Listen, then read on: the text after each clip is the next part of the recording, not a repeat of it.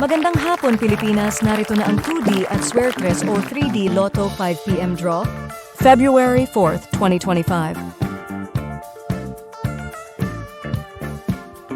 Ito ang resulta ng 2D Lotto. 14, 1, in exact order. 2D prizes para sa straight, 4,000 pesos para sa rumble, 2,000 pesos. Ito ang resulta ng Suertres o 3D Lotto. 0, 7, 0, in exact order. 3D prizes para sa straight 4,500 pesos, para sa rumble 3, 1,500 pesos, at sa rumble 6, 750 pesos.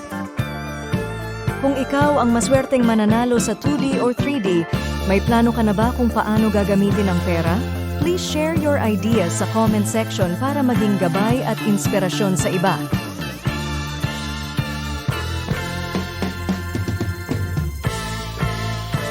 Huwag kalimutang mag-like and subscribe. Magandang hapon at maraming salamat, Pilipinas.